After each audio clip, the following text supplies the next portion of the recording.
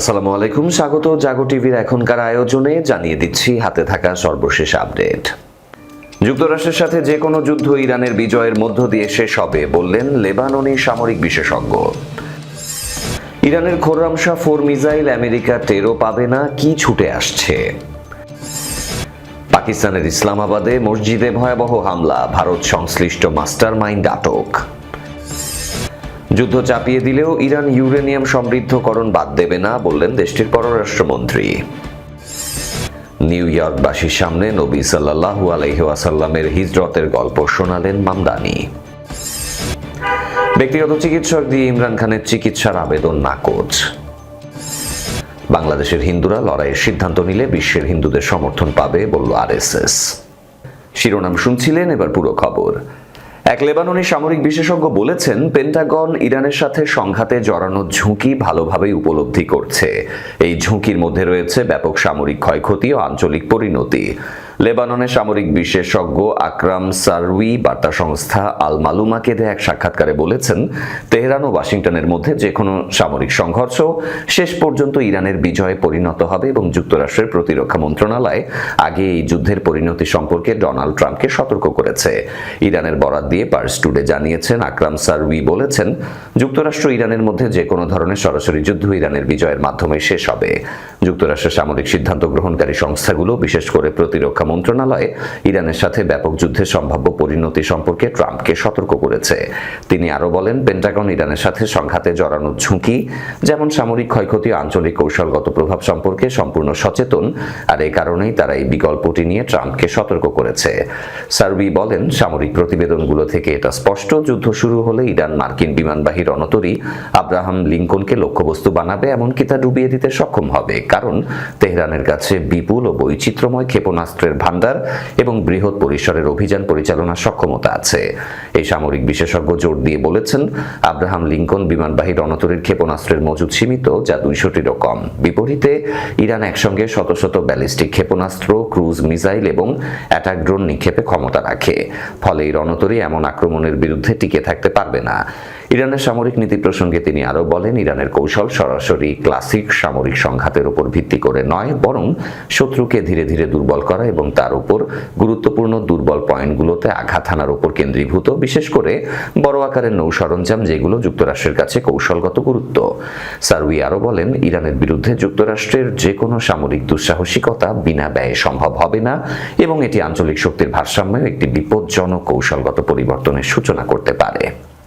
একবার ভাবুন, ইরানের এমন এক মিসাইল যেটি ছোড়ার পর আমেরিকা ও ইসরায়েল কেউই টের পায়নি। কয়েক মিনিট ধরে আকাশে উঠছে, তখনও ঘুমিয়ে পশ্চিমাদের শক্তিশালী রাডার ব্যবস্থা। তারপর গুড়িয়ে দিল ইসরায়েলের কোনো সেনাঘাঁটি কিংবা আমেরিকার এয়ারক্রাফট ক্যারিয়ার। ঠিক তখনই টের পাওয়া গেল অবিশ্বাস্য ক্ষমতার এই ইরানি মিসাইলের অস্তিত্ব। শুনতে গল্পের মতো মনে হলেও ইরানের হাতে এমন এক মিসাইল আছে যেটি ছুড়লে এমন পরিস্থিতি তৈরি হতে পারে। তার নাম খোররাম শাহ 4। অনেকদিন ধরে অনেকটা লোকচক্ষুর আড়ালে রেখে দেয়া হয়েছিল এই মিসাইলটি। বিবর্তনের ইতিহাস ও বর্তমান ব্যবহার 2017 সালে ছিল ইরাক ইরান যুদ্ধে 37 বছর পূর্তি। সে বছর প্রথম জানা যায় খোররাম শাহ সম্পর্কে। এরপর কেটে গেছে আরো বেশ কিছু বছর। এখন ইরান আর কোনো রাগঢাক করতে চাইছে না। এই সিরিজটির সবশেষ মিসাইলটি এখন খোররাম শাহ 4 নামে পরিচিত। এই মুহূর্তে সবচেয়ে বেশি আলোড়ন তুলেছে এই মিসাইলটি। দেশটির রাষ্ট্রীয় প্রতিরক্ষা সংস্থা অ্যারোস্পেস ইঞ্জিনিয়ারিং অর্গানাইজেশন কর্তৃক উদ্ভাবিত মিসাইলটি বর্তমানে ব্যবহার করছে ইরানের সশস্ত্র বাহিনীর গুরুত্বপূর্ণ শাখা আইআরজিসির রকেট ফোর্স। প্রযুক্তিগত সক্ষমতা ও পাল্লা খাইবার নামেও পরিচিত এই ক্ষেপণাস্ত্রটি উপস্থাপন করা হয়েছে ইরানের কৌশলগত ক্ষেপণাস্ত্র সক্ষমতার অন্যতম কেন্দ্রীয় উপাদান হিসেবে। দেশটির আধা সরকারি সংবাদ সংস্থা ফার্স জানায়, এর পাল্লা প্রায় 2000 কিলোমিটার, যা 1500 কেজি ভারী ওয়ারহেড বহনে সক্ষম। লক্ষ্যবস্তুতে পৌঁছাতে মাত্র 10 থেকে 12 মিনিট সময় নেয়। এটি উৎক্ষেপণ করতেও লাগে 15 মিনিটের কম সময়। এটি অনেকটা নির্ভুলভাবে বড় সামরিক ঘাঁটি বা অবকাঠামো ধ্বংস করতে সক্ষম। রাডার বিভ্রান্তি ও প্রতিরক্ষা চ্যালেঞ্জ, যে কোনো ইলেকট্রিক যুদ্ধে রাডার বিভ্রান্ত করতেও এটি সক্ষম। শেষ পর্যায়ে এসে দিক পরিবর্তন করতে পারা মিসাইলটি ইসরায়েলের অ্যারো 3 এর জন্য ট্র্যাক করা বেশ কঠিন।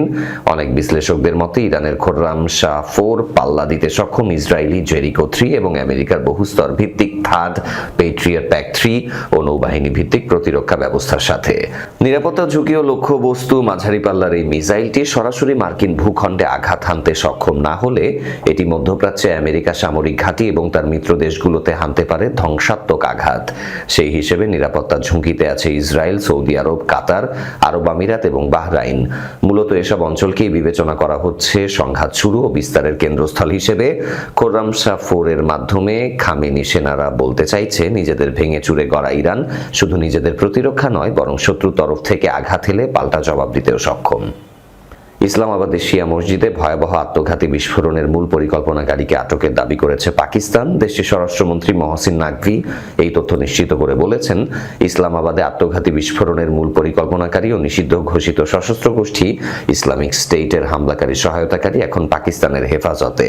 রোববার দেশের সংবাদ মাধ্যম জিও নিউজের প্রতিবেদনে বলা হয়, বিস্ফোরণের পরপরই খাইবার পাখতুনখোয়ার কেপি পেশোয়ার এবং নওশেরায় অভিযান চালিয়ে হামলার মূল পরিকল্পনাকারী এবং সহায়তাকারীদের গ্রেপ্তার করা হয়েছে বলে এক সংবাদ সম্মেলনে জানিয়েছেন নাকভি। গত শুক্রবার 6 ফেব্রুয়ারি ইসলামাবাদের একটি মসজিদে জুমার নামাজের সময় ভয়াবহ আত্মঘাতী হামলায় কমপক্ষে 33 জন নিহত হন এবং আহত হন বহু মানুষ। রাজধানী তারলাই এলাকায় ইমামবাড়ার প্রবেশপথে আত্মঘাতী বোমা হামলাকারী নিরাপত্তা বাহিনীর সদস্যদের লক্ষ্য করে গুলি চালানোর এক পর্যায়ে নিজেকে বিস্ফোরিত করে। হামলায় জড়িতদের ভারত সংশ্লিষ্টতার বিষয়টি তুলে ধরে নাকভি সংবাদ সম্মেলনে বলেন, আমি আবারও স্পষ্ট করে বলছি, তাদের সংগঠনের পুরো অর্থায়ন ভারতই করছে। তাদের সকল লক্ষ্যবস্তু নির্ধারণ ও হামলার পরিকল্পনা ভারতেই সরবরাহ করছে। কেপি কাউন্টার টেররিজম ডিপার্টমেন্ট এই হামলার সাথে জড়িত সকল ব্যক্তিকে গ্রেপ্তার করেছে বলে জানান তিনি। জানা গেছে এই পর্যন্ত 4 জনকে গ্রেপ্তার করা হয়েছে। অভিযানের সময় এক পুলিশ সদস্য নিহত এবং আরো কয়েকজন আহত হন। জড়িতদের আফগানিস্তানের সাথে সংশ্লিষ্টতার অভিযোগ আনেন পাক স্বরাষ্ট্রমন্ত্রী। বলেন, আক্রমণকারী কিভাবে প্রশিক্ষণ পেয়েছিল এবং কিভাবে তাকে এখানে আনা হয়েছে সে ব্যাপারে আমাদের কাছে প্রমাণ আছে। এর পরিকল্পনা এবং প্রশিক্ষণ আফগানিস্তানে পরিচালিত হয়েছিল। ইরানের ওপর যদি যুদ্ধ চাপিয়ে দেয়া হয়, তবুও ইরান ইউরেনিয়াম সমৃদ্ধকরণ বাদ দেবে না বলে জানিয়েছেন ইরানের পররাষ্ট্রমন্ত্রী আব্বাস আরাকচি। এছাড়া মধ্যপ্রাচ্যে আমেরিকার যুদ্ধজাহাজ মোতায়েন করা ইরানকে ভীত করে না বলেও তিনি মন্তব্য করেছেন। আরাকচি বলেন, ইরানকে শান্তিপূর্ণ পারমাণবিক কার্যক্রম ও ইউরেনিয়াম সমৃদ্ধকরণের জন্য অনেক মূল্য দিতে হয়েছে। আমরা কেন সমৃদ্ধকরণের উপর এত জোর দিচ্ছি, এমনকি তারা আমাদের উপর যুদ্ধ চাপিয়ে দিলেও, কারণ আমাদের অধিকার কেড়ে নেওয়ার ক্ষমতা কারণেই। রোববার 8 ফেব্রুয়ারি ইরানের রাজধানী তেহরানে একটি সম্মেলনে এসব কথা বলেন তিনি। গত শুক্রবার ওমানের রাজধানী মাস্কাটে পারমাণবিক কার্যক্রম নিয়ে আমেরিকার বিশেষ দূত স্টিভ উইটকফের সাথে পরোক্ষ বৈঠক করেন আরাকচি। এর দুদিন পরে তিনি এমন মন্তব্য করলেন। আমেরিকার যুদ্ধজাহাজ ইরানকে ভীত করে না উল্লেখ করে আব্বাস আরাকচি বলেন, এই অঞ্চলে তাদের সামরিক যুদ্ধজাহাজ মোতায়েন আমাদের ভয় দেখাতে পারে না। আমেরিকার কথা মতো ইরান চুক্তি না করলে হামলা চালানো হবে বলে একাধিকবার হুমকি দিয়েছেন প্রেসিডেন্ট ডোনাল্ড ট্রাম্প। এর অংশ হিসেবে যুদ্ধ বিমানবাহী রণতরী ইউএস আব্রাহাম লিঙ্কন সহ একাধিক যুদ্ধজাহাজ ইরানের কাছাকাছি মোতায়েন করা হয়েছে, সূত্র জানিয়েছে টাইমস অফ ইসরায়েল। অভিবাসন ইস্যুতে মানবিকতা ও আশ্রয়ের পক্ষে যুক্তি তুলে ধরতে ইসলামী ইতিহাসের এক গুরুত্বপূর্ণ অধ্যায় তুলে ধরলেন নিউ ইয়র্ক সিটির মেয়র জোহরান মামদানি। যুক্তরাষ্ট্রের অভিবাসন নীতিকে নতুন দৃষ্টিকোণ থেকে ব্যাখ্যা করতে গিয়ে তিনি মহানবী হযরত মুহাম্মদ সাল্লাল্লাহু আলাইহি ওয়াসাল্লামের হিজরতের কাহিনী সামনে আনেন। শুক্রবার আয়োজিত একটি আন্তঃধর্মীয় প্রাতরাশ সভায় বক্তব্য রাখতে গিয়ে মামদানি বলেন, তিনি ইসলামকে এমন একটি ধর্ম হিসেবে দেখেন যার ভিত্তিতে রয়েছে অভিবাসনের গল্প। তার ভাষায়, আমি আমার নিজ ধর্ম ইসলামকে দেখি একটি অভিবাসনের কাহিনীর উপর প্রতিষ্ঠিত ধর্ম হিসেবে। মেয়র মামদানি বলেন, হিজরতের ঘটনা আমাদের মনে করিয়ে দেয় যে মহানবী হযরত মুহাম্মদ সাল্লাল্লাহু আলাইহি ওয়াসাল্লাম নিজেও একসময় পরবাসী ছিলেন। তিনি মক্কা থেকে হিজরত করে মদিনায় আশ্রয় গ্রহণ করেছিলেন। এই ইতিহাস থেকে মানবিকতা, সহমর্মিতা ও আশ্রয় দেওয়া শিক্ষাই পাওয়া যায় বলে মন্তব্য করেন তিনি। এই বক্তব্যের পাশাপাশি অভিবাসীদের সুরক্ষা জোরদার করতে নিউ ইয়র্ক সিটি প্রশাসনের একটি গুরুত্বপূর্ণ সিদ্ধান্তের কথাও জানান মামদানি। তিনি সিটি সম্পত্তিতে ফেডারেল অভিবাসন আইন প্রয়োগকারী সংস্থার কার্যক্রম সীমিত করতে একটি নির্বাহী আদেশে স্বাক্ষর করেছেন। মেয়র বলেন, এই নির্বাহী আদেশ অভিবাসী সম্প্রদায়ের সুরক্ষা, ব্যক্তিগত গোপনীয়তা এবং জননিরাপত্তার প্রতি নিউ ইয়র্ক সিটির প্রতিশ্রুতির প্রতিফলন। তার ভাষায়, এই আদেশ শুধু অভিবাসী নিউ ইয়র্কবাসীদের নয়, বরং শহরের সব বাসিন্দাকেই অবৈধ নিপীড়নমূলক অভিবাসন প্রয়োগ থেকে রক্ষা করবে। নির্বাহী আদেশ অনুযায়ী যুক্তরাষ্ট্রের ইমিগ্রেশন অ্যান্ড কাস্টম এনফোর্সমেন্ট সংস্থা বিচারিক ওয়ারেন্ট ছাড়া নিউ ইয়র্ক সিটির কোনো সম্পত্তিতে প্রবেশ করতে পারবে না। মামদানি জানান, এই পদক্ষেপের মূল লক্ষ্য হলো অভিবাসন অবস্থান যাই হোক না কেন, সব বাসিন্দা যেন ভয়হীনভাবে শহরের সেবা গ্রহণ করতে পারেন।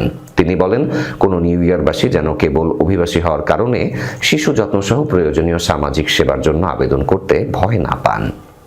পাকিস্তানের আদিয়ালা জেলে আটক পাকিস্তান তেহরিক ইনসাফ পিটিআই এর প্রতিষ্ঠাতা ও সাবেক প্রধানমন্ত্রী ইমরান খানের ব্যক্তিগত চিকিৎসকের মাধ্যমে স্বাস্থ্য পরীক্ষার আবেদন খারিজ করে দিয়েছে রাওয়ালপিন্ডির একটি সন্ত্রাস বিরোধী আদালত। শনিবার উভয় পক্ষের যুক্তি শোনার পর আদালত এই সিদ্ধান্ত জানায়।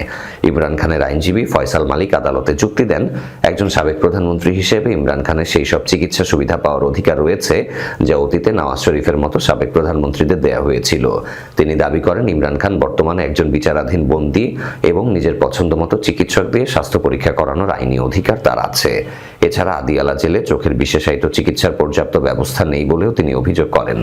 আইনজীবী আরও প্রশ্ন তোলেন যে গত 3 বছর জেলের বাইরে না নেওয়া হলেও কেন হঠাৎ গভীর রাতে তাকে পাকিস্তান ইনস্টিটিউট অফ মেডিকেল সায়েন্সেসে নেওয়া হলো এবং কেন জেল কোড অনুযায়ী পরিবারকে আগে অবহিত করা হয়নি।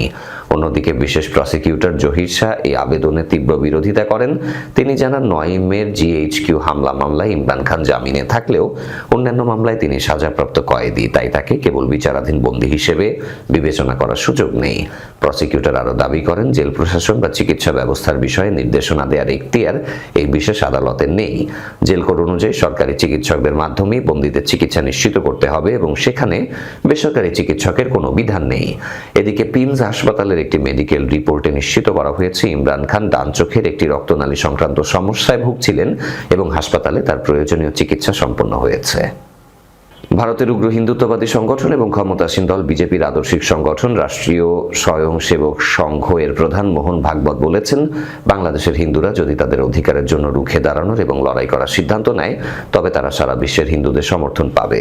আরএসএস এর 100 বছর পূর্তি উপলক্ষে রবিবার মুম্বাইতে এক অনুষ্ঠানে তিনি এই কথা বলেছেন। মোহন ভাগবত বলেন, বাংলাদেশে প্রায় 1,25,00,000 হিন্দু রয়েছে।